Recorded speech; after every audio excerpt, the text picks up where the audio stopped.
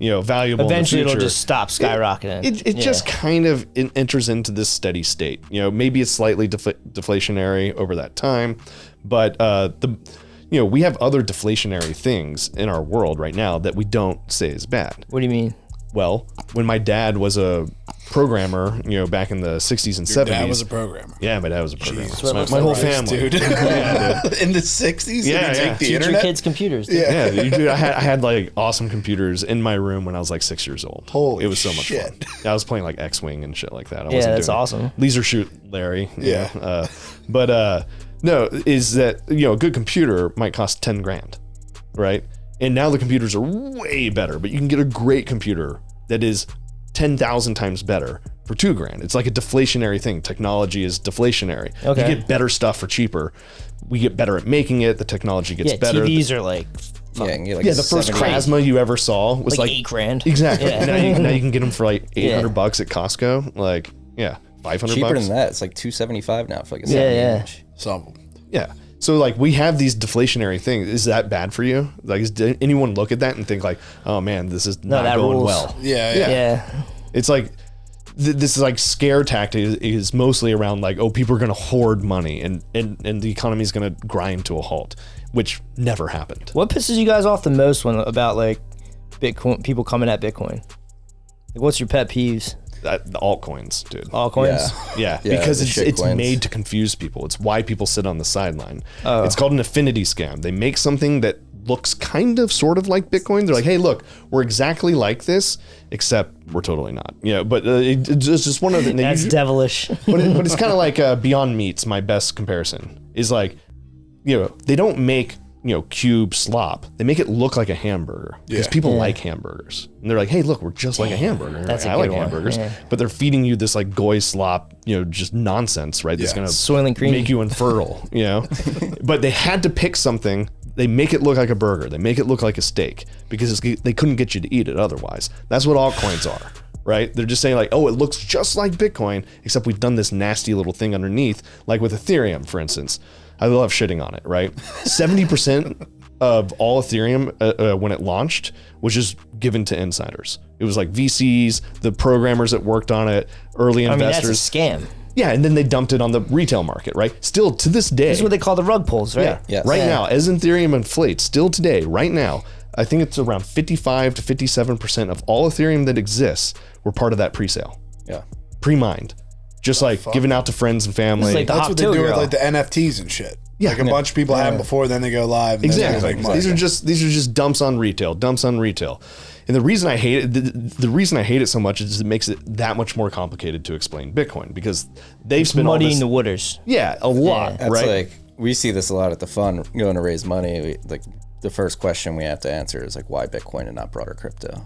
Yeah, why not? You have to Why not Ripple? Why not Ethereum? Why You not? have to spend multiple meetings like rewiring people's brain to understand there's a difference between Bitcoin and the snake oil. So you're 100% off all of them. Yeah. Oh, yeah. But we went through this. There were things back in 2014, 2015 that got me excited. Yeah. And, I wasn't like, pure forever or anything, but it's like you get worn down on this after a while. Right? Yeah, You just right. start realizing like you watch your friends lose money. You watch, things get, pump and dumped. You watch, all this type of stuff. You watch people raise VC money, do all this stuff, and then run off with the money. Like it's insane. And we just watched it for 10 years now. So we're like a little bit immune to it. It's like, I think people are too willing to give credibility to things. It's like Bitcoin earned it like in the fire. Like in 2011, you had Chuck Schumer on the Senate floor calling Bitcoin, evil. You had Paul Krugman calling Bitcoin evil. We had to fight through all this stuff. You had Bitcoin getting seized from the Silk Road. You had all these like world events. You had everyone saying it's just for criminals and it's just. Yeah, I watched a Jamie Dimon video of that. Yeah. I watched a Jamie Dimon video shitting on it, saying it's such a small part of it's not a big part of the economy and it's just going to be for criminals. Yeah. And I was like, dude's making some really good points there. Yeah. That was like 10 years ago. Yeah. And so like everyone I'd ever talked to is just like, you're an idiot. To me, it's like we've watched this happen and against all odds, right? We've watched it just slowly keep on going. Yeah, keep on Jamie going, I watched that video. Jamie Dimon is buying and selling Bitcoin. Yeah, what are so I watched this video, right? And I didn't know it was old. So I'm like, damn, Jamie Dimon, that makes a lot of sense, dude. I'm stupid. This Bitcoin thing's crazy. And then I saw that it was like 10 years ago, and I was like, man, what an idiot. They have a trading desk now. Yeah. It's like, Well, you have to think of his incentives too. Like, what happens if we live in a world in which Bitcoin widely succeeds? they're the commercial bank. They're the closest to the money spigot, right? Yeah. They're the biggest beneficiaries of the Cantillon effect. If this stuff kicks in, dudes like Warren Buffett are going to be like dinosaurs. Fuck Warren Buffett. He's already a dinosaur. Yeah, he's Really? he's done, dude. Like Munger's already out. You know, Warren Buffett. You know, what do you call it? Rat poison. Rat poison squared. Yeah. Rat poison squared. Yeah. What? That's what he Exponential calls, rat poison. What? What's this? Bitcoin. Oh, what he that's calls what, it? okay. Yeah. Dude drinks Coke. Yeah. Yeah, he eats McDonald's every morning. Like it's a miracle that he's still alive. Yeah. Now just real quick, because this is the shit that interests me the most is the blockchain stuff for buying whips. Can you try to explain that with registrations?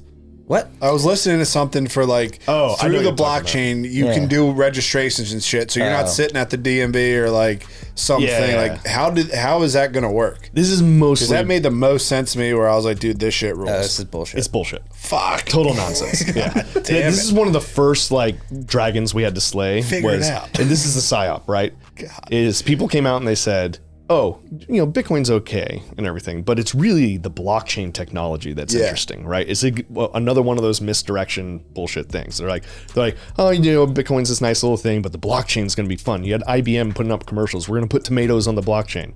You had like all these retarded things. And really what it comes down to is that with Bitcoin, the public nature of the ledger, right, is rightfully so. Some people would think like, oh, wouldn't it be cool? We could track like provenance, you know, of like, did this painting really come from here if we put it on the blockchain? Or could we tell this tomato was grown in the United States and not in Mexico for like USDA stuff? Or, you know, we could do title for property and just have clean title no matter what. There's one person, but you get into these mechanisms. Like the only reason it works for Bitcoin is because there's all these different incentives. The blockchain isn't just decentralized out of thin air. It's decentralized because there's an economic incentive for miners to like keep on confirming transactions and building blocks, right?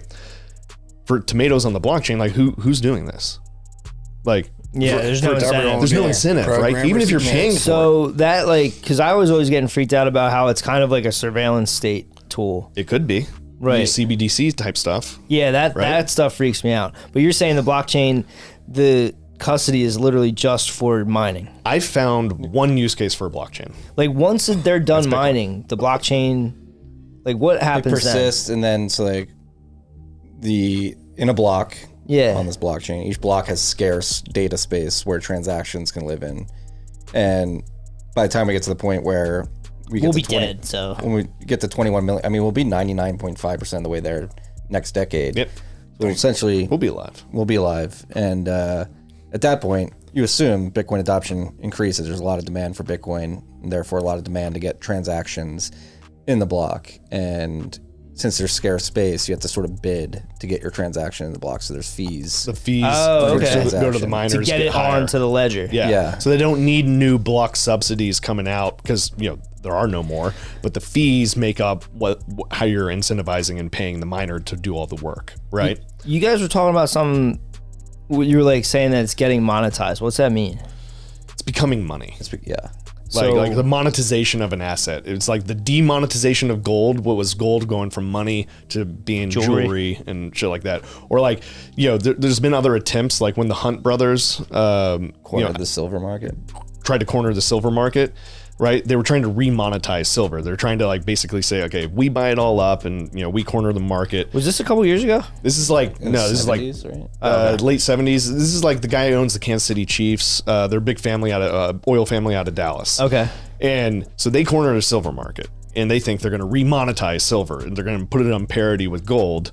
And, you know, maybe we could go to a silver standard or something like that. Right. But the problem is that there's endless fucking silver in Mexico. You can just dig it up. It's everywhere. Yeah. You know? And so like that didn't really work. But the monetization, you know, process is like, how do we turn something into a money? And the easiest thing to turn into a money is a commodity with a limited supply.